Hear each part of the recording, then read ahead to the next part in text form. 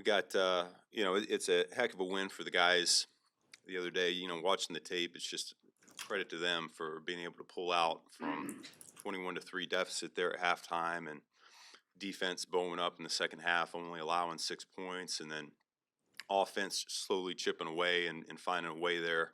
Last three possessions to score touchdowns. I think it was a 66-yard drive, 76-yard drive, and then another 66-yard drive. Special teams played a factor throughout that game. We thought that it's a really good punt unit that they were facing, and yet we were able to get a couple explosive punt returns. Duvernay had a heck of a game for us. Cairo came up big for us. Those conditions, really, Soldier Field this time of year are not advantageous for many kickers, and yet Cairo has proven that he's a guy that we can't not just trust, but he'll come through for us when we need him the most. So that was great to see. I thought the coaching staff did a phenomenal job throughout that game, just staying calm, cool, and collected, and making the necessary adjustments that we needed to make to help our guys out the most. And the veteran leadership, showed up as well. Particularly at halftime, no one was panicking or anything like that. And there's a belief with this team that shows up each and every week. It's kind of who we are here at this point. First playoff game for a number of guys, so not only getting that experience, but also getting their first playoff win. I think that's going to bode well for us going forward. This time of year, every point matters, every play matters, every blade of grass matters, and so we learned that, throughout those 60 minutes there the other night. So, like, collectively, you guys leaned into the animosity of the rivalry. What was the thought process of kind of using that as fuel rather than just being real tunnel vision? Yeah, well, I mean, it's a big game. First playoff game at home in a while, and we hadn't won a playoff game in 15 years or so. But certainly the opponent in and of itself, it means a lot to the city, this organization, and that's something that we certainly play into a little bit as coaches and players. Is we know how big it is when Chicago plays Green Bay. What did you make of the skirmish before the game at the 50? Yeah, so no one wants to see that. That's not, both teams are highly charged. That's just it's not something that we want. Beyond the, go ahead. I was gonna say, people have talked about, like, between you and LaFleur, the two wins things, the handshakes. Beyond, getting this important playoff win, why is this important to you, or is there something personal beyond that? This is a rivalry, and city of Chicago, Green Bay, it needs to be a rivalry.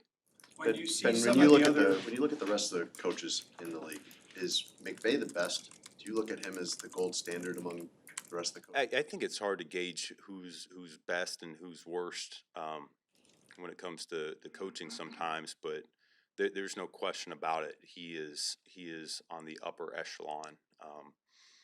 He does a phenomenal job. He has ever since he got to LA. All of his teams are really well prepared. There's no doubt that he's super sharp in the offensive side, but I think how he does it as a head coach, bringing all three phases together, is really critical to their success. I think he does a great job. Knows how to speak to the team with the pulse of the team and get the most out of them. I mean, there's a reason why they're in it damn near every year since he's been there. You get fired up for that matchup of the chess match between you and him, the way players do when a wide receiver knows he's going against a particular. Well, when you look at this league right now, all right, where we're at in the season, there's going to be, after tonight's game, there's going to be 8 teams remaining, and all 8 are going to be really well coached. They're going to be really talented. It's just the way it is in the playoffs. Once you get to round 2, round 3, there are no weak links, and I got nothing but respect for the opponent that we're going to play this upcoming week, because they're damn good. They're number one in offense in a number of categories. Their quarterback's playing at a really high level, MVP caliber level.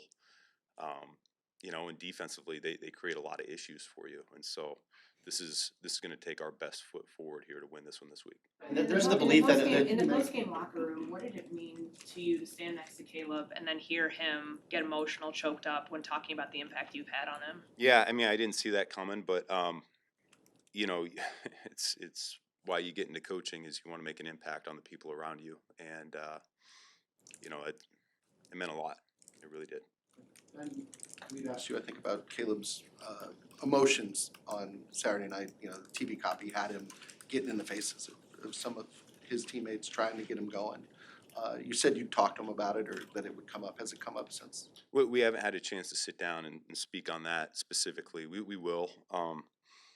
You know, I think we're all feeling a certain type of way, and you got to be authentic to yourself when it comes to the game. And you know, we all want to do well. We all want to have success. We want our teammates to do well. And so that's a part of it. And yet there is an accountability factor that goes into it as well. When I turn on the tape and I see a few things, particularly in our passing game, that weren't the way that we had talked about over the course of the week, sometimes you do need to get a little bit fired up just to make sure that the point gets across and that we play better going forward. So I don't shy away from that part of it. I asked you over the year about Caleb finishing strong, but the start isn't as strong. Is it a talent for him to push through whatever it is that's bogging you guys down in the first, 3 quarters of the other night? Yeah, I actually felt like he played pretty well for the entire 60 minutes. There's some things we're addressing here today that we feel like we can clean up and we can be better at in terms of, I get it 4 possessions in the first half and we only get 3 points out of it.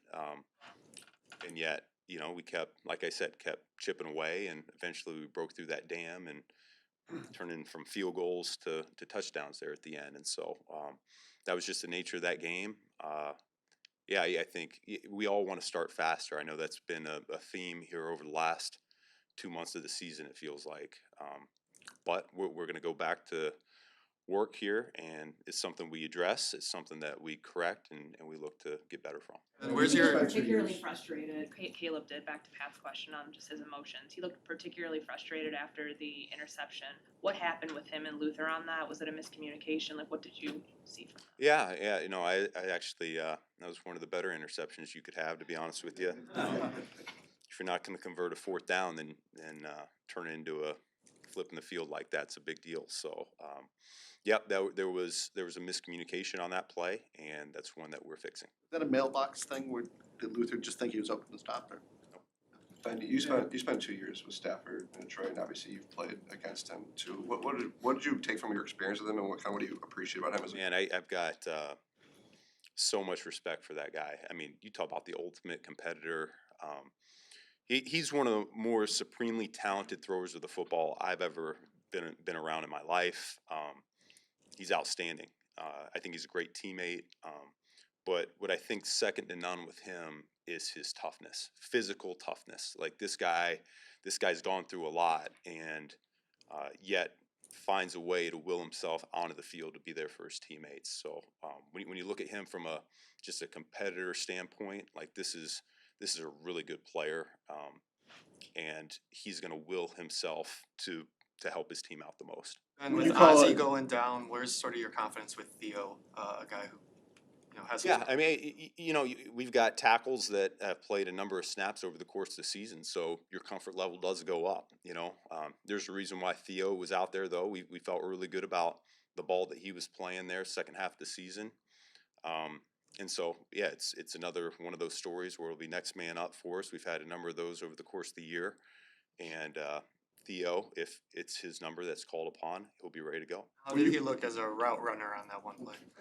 You tell me. What'd you think? I think he hit 16 miles an hour, didn't he? Pretty good. When you call a receiver screen on the first drive of the game to Luther Burden, do you do that knowing that you're going to go back to a play like that resulted in the game-winning touchdown, or is it just kind of? Yeah. Sometimes the sequencing of plays early in the game does reveal itself later on in the game. Yeah, that does happen. Then if you're the Packers comment that you had after the game, it's kind of gone viral since then. What do you make of that? And I guess how much has George McCaskey maybe give you feedback on that, maybe embraced those remarks? Yeah, I mean, like I said before, there's a rivalry that exists between these two teams, something that I fully recognize and I'm a part of, and yeah, I mean, I just I don't like that team. So George and I have talked, and we're on the same page. Ben, understanding that the MO going into Saturday night was to be aggressive on fourth down, the specific instance late in the first half where it's 4th and 5 at your own 32, what was your decision-making process in that specific situation? Well, yeah, I think the previous two games there's less possessions offensively than I would have liked to have, and so the aggressive fourth down mentality had something to do with time of possession and making sure that we're maximizing our possessions. It's a strategy we talked about as a team. The whole team was highly aware of it and had a lot of confidence. I think where it gets misconstrued is there's a lack of confidence in your defense when you do that. I think the opposite. I think it's because I have confidence in our defense and their ability to stop teams in the red zone that it makes you more willing to pull out a strategy like that. And so, a lot of thought goes into how we want to play a particular game.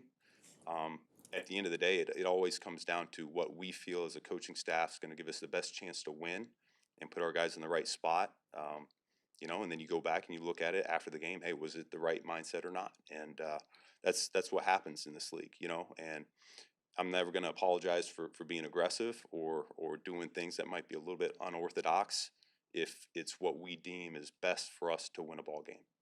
So at the end of the first half, and timeout right before the field goal attempt. Just curious, kind of overall process and thought process that goes into that. And then did you think that miss, even though it's 18-point deficit, still gave you guys just a little bit of juice in the locker room? Well, yeah, I mean, you always talk about each week whether icing the kicker is the right thing to do with that particular player, and you try to look at his history a little bit, and yeah, I think we usually have a pretty good feel on whether we want to do that or not.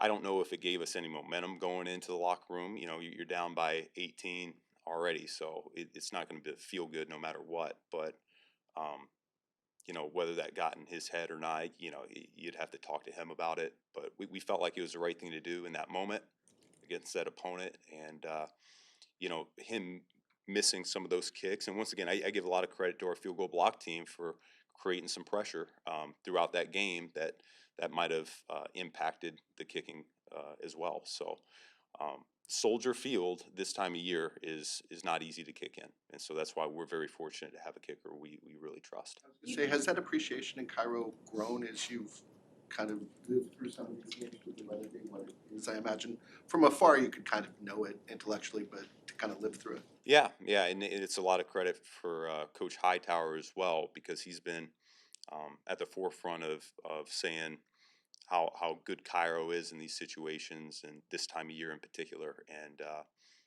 I think Coach Hightower has done a phenomenal job all year long with our special teams unit, and that's just another example of it right there. You talked about the coaching adjustments that were made in game. What impressed you the most of what Dennis Allen did in the second half? Well, yeah, I think he recognized some things that could potentially help us out, and our players brought it to life. Really, at the end of the day, he's coached a lot of football in this league.